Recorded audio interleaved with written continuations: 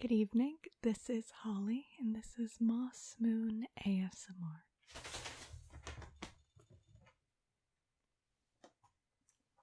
And that's my cat. His name is Sue. And he's got the zoomies right now, which means that I should be paying attention to him, but also if I look at him, he'll scream and run around some more. So I'm not entirely sure what the appropriate response to this is, especially given that it's almost 1 a.m. But I was too lazy to wash my makeup off, so I thought I might as well film a video before I did. Also because I was looking through this book, which is the same book I was reading in my last video, which is the Blue Fairy book by Andrew Lang, who I'm pretty sure I called Andrew Yang in the last video. I graduated with an English degree, and yet I still somehow don't know how to read, but it's fine. So I was looking through it a little earlier today, because this is the sixth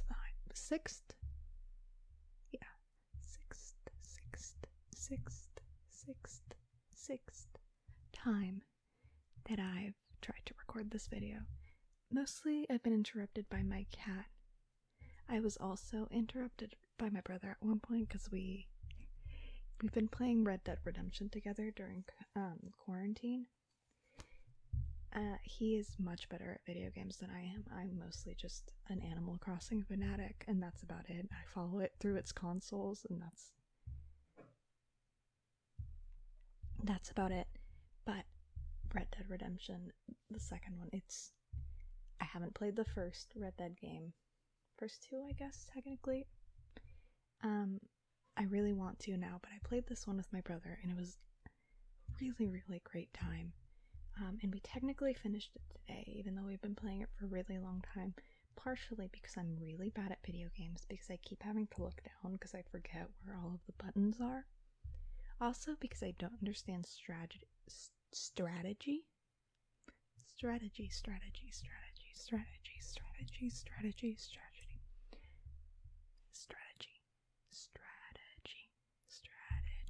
There we go. Okay, so I had to cut a clip out there because my cat was being really, really loud, but I think he's calmed down a little bit now. But I was just saying, we've been playing the game. It's been really, really fun.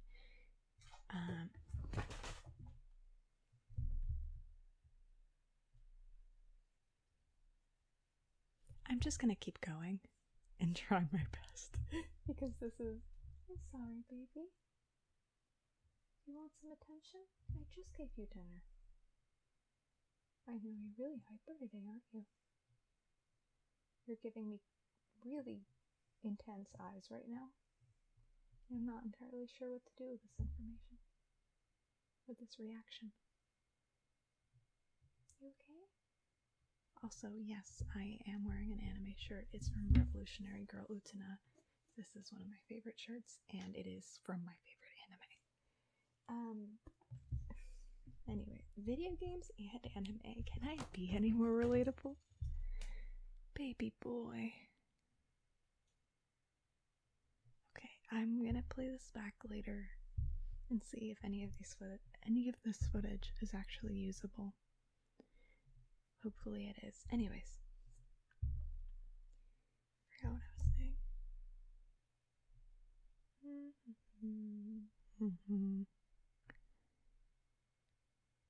Okay, so I was looking through this book earlier. And I realized that, yeah, it does have a lot of the classics. Beauty and the Beast. It has Puss in Boots, Aladdin.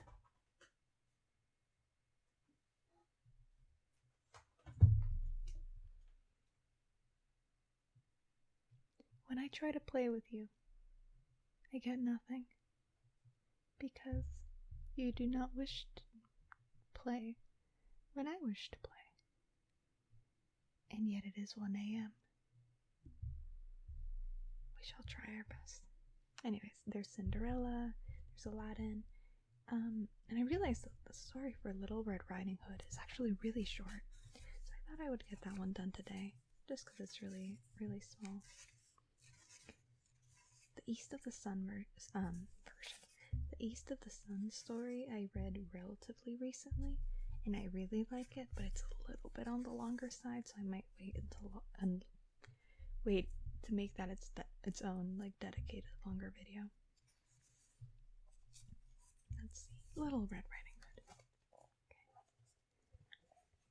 Little Red Riding Hood. Once upon a time there lived in a certain village a pretty little country girl. Her mother was very fond of her, and her grandmother doted on her still more. The girl always wore a red riding hood, which became her so well that everybody called her Little Red Riding Hood. One day, her mother, having made some custards, said, "Go, my dear, and see how thy grandmamma does, for I hear that she has been very ill. Carry her a custard and this little pot of butter." Little Red Riding Hood set out immediately to go to her grandmother, who lived in another village. As she was going through the wood, she met with a wolf, who had a great mind to eat her up, but he durst not, because of some woodcutters nearby in the forest. He asked her whither she was going. The poor child, who did not know that it was dangerous to talk with a wolf, said to him, "I am going to see my grandmamma, and carry her a custard and a little pot of butter for my mamma." "Does she live far off?" said the wolf. "Oh, aye," answered Little Red Riding Hood. "It is beyond the mill you see there, at the first house in the village." "Well," said the wolf, "I'll go to see her too. I'll go this way, and you go that, and we shall see who will be there soonest." The wolf began to run as fast as he could, taking the nearest way, and the little girl went by the furthest, not the forest. They both went by the forest, gathering nuts, running after butterflies, and making nosegays of little flowers. My glasses keep falling down. The wolf was not long before he got to the old woman's house. He knocked on the door. Tap, tap, tap, tap, tap, tap, tap, tap. "Who's there?" "Your grandchild, Little Red Riding Hood," replied the wolf, counterfeiting her voice, "who has brought you a custard and a little pot of butter sent you by Mamma." Oh, I should show you the drawing. Oh, the illustration.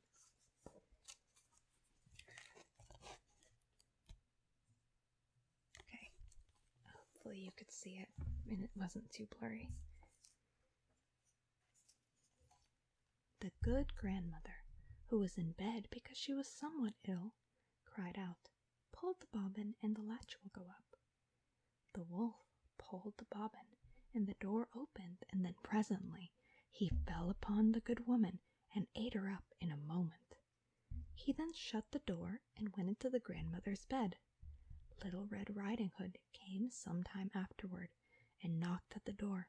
Tap, tap, tap, tap, tap, tap, tap, tap. "Who's there?"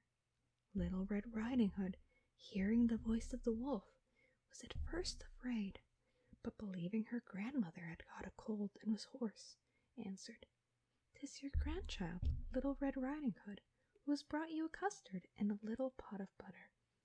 I love that they specify the pot of butter. There's something about that that's really charming. You okay, baby? Hi. Do you want to record too? I smell like soup, don't I? I just had soup for dinner.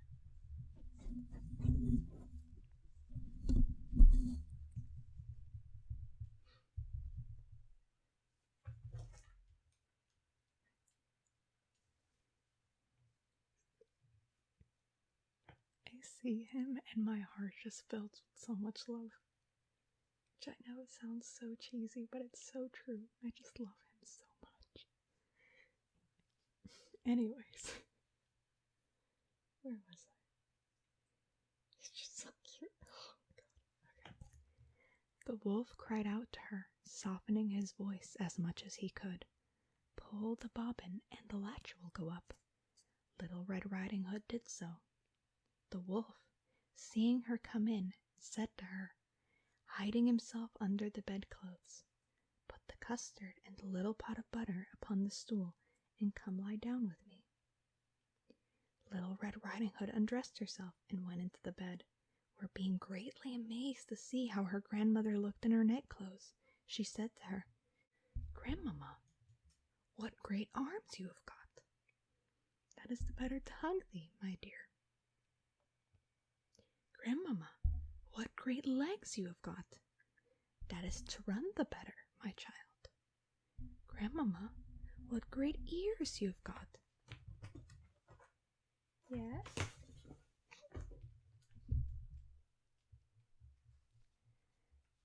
Okay, this is gonna be a short video then. I'm gonna finish this and then I'm gonna play fetch with my cat because I think otherwise he might try to eat my books. He does try to attack them in a jealous rage every so often, which is usually pretty funny, but I think would be a little depressing given the age of this particular one. Anyways, finishing the last bit then. Grandmamma, what great eyes you have got! It is to see thee better, my child. Grandmamma, what great teeth you have got! That is to eat thee up. And saying these words, this wicked wolf fell upon Little Red Riding Hood and ate her all up. So, a lot of people talk about how the original fairy tales, which original is a complicated term to use when talking about folk tales, but still, how they're a lot darker. But I will be honest, I've read a couple of different versions of these, and there's, like, even in Red Riding Hood, different people have rewritten the story in really different ways. But I like the little short and sweet. It's very Roald Dahl, like children's poetry, like someone got eaten by a crocodile kind of thing. You know what I mean? I should read some of those at some point, but I need to figure out the copyright for that. I'm guessing that this is fine given that the book is almost 100 years old. But yes, is there a short one I can finish reading?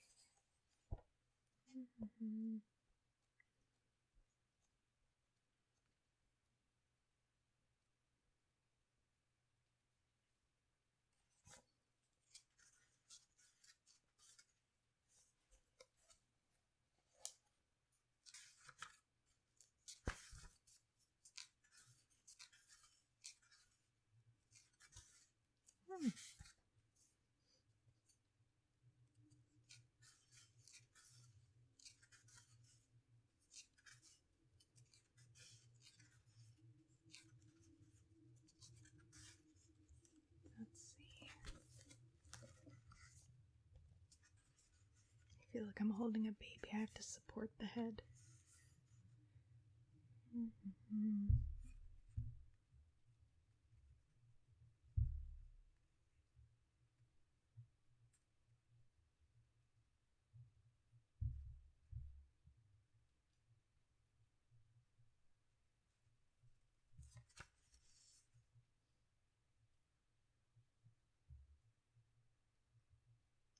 Ooh, okay, so this one's only a couple pages. 321. I think I mentioned it in the last video. I used to love this story as a little kid. I was an interesting kid. Toads and Diamonds by Charles Perrault. Perrault.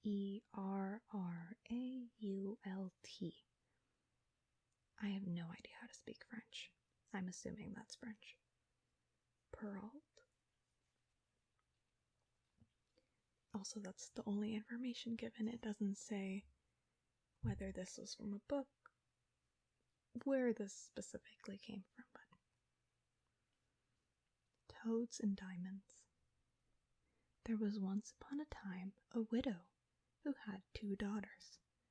The eldest was like her in face and humor, being very disagreeable and proud. The youngest was very like her father in courtesy and sweetness of temper, was one of the most beautiful, beautiful, beautiful, beautiful, beautiful, beautiful.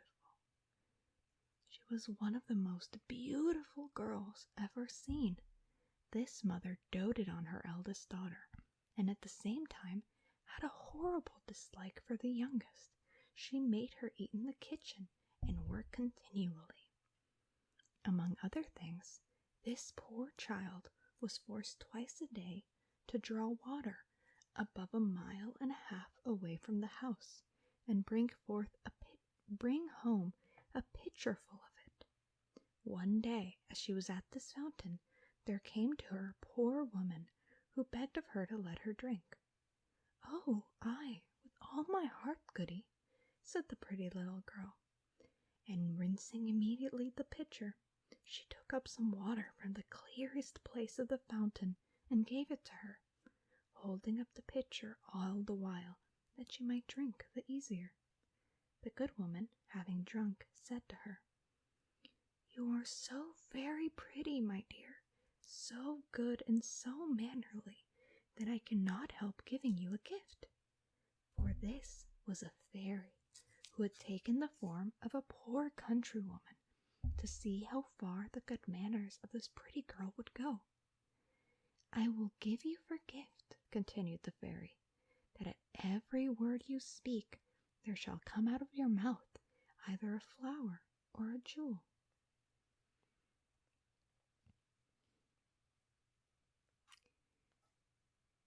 This is very King Midas-y. Is that how you pronounce his name? Touch of Gold guy. I was thinking it's also very what was the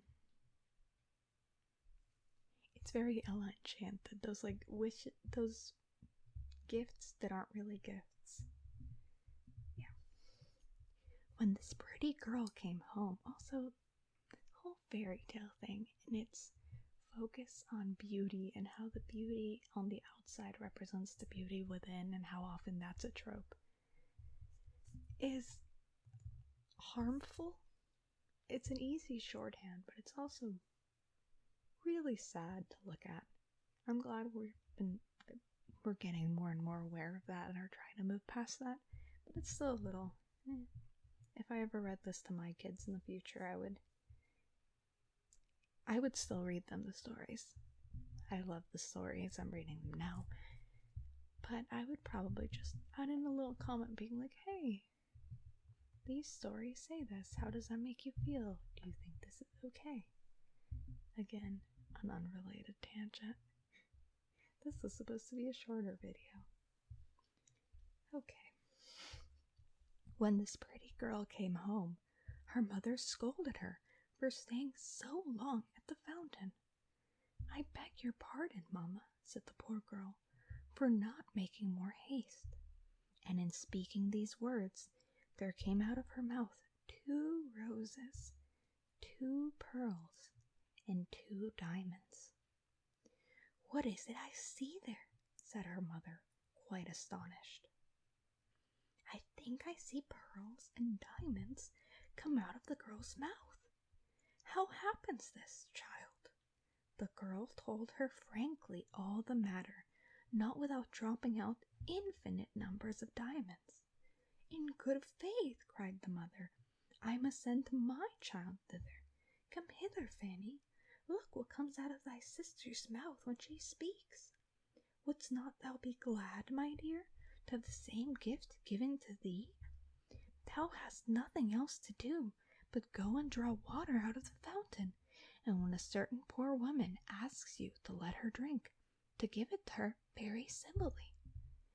"It would be a very fine sight indeed," said the girl, "to see me go draw water." "You shall go," said the mother, "and this minute." Away she went, but grumbling all the way, taking with her the best silver tankard in the house. She was no sooner at the fountain that she saw coming out of the wood a lady most gloriously dressed, who came up to her and asked to drink. This was the very fairy who had appeared to her sister, but had now taken the form of a princess, to see how far this girl's rudeness would go. "Am I come hither," said the proud girl, "to serve you with water, pray? I suppose the silver tankard was brought purely for your ladyship, was it? However, you may drink out of it, if you have a fancy." "You are not over and above mannerly," answered the fairy, without putting herself in a passion. "Well then, since you have so little breeding and are so disobliging, I shall give you for gift that at every word you speak there shall come out of your mouth a snake or a toad." As soon as her mother saw her coming, she cried out, "Well, daughter?"